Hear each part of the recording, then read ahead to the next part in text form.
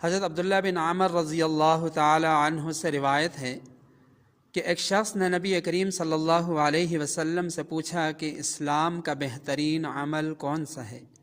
तो रसूलुल्लाह सल्लल्लाहु अलैहि वसल्लम ने जवाब में फ़रमाया कि हाजतमंदों को खाना खिलाओ और सलाम किया करो, उस शख्स को भी जिसको तुम पहचानते हो और उस शख्स को भी जिसको तुम नहीं पहचानते।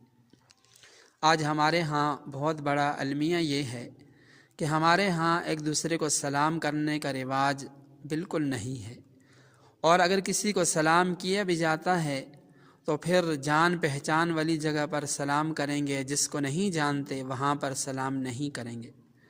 तो इस्लाम का बेहतरीन अमल ये है कि सलाम को फैलाओ और हाजतमंदों को खाना खिलाओ। इस हदीस पर हमें अमल करना चाहिए कि सलाम को आम करना चाहिए, चाहे जान पहचान हो या ना हो।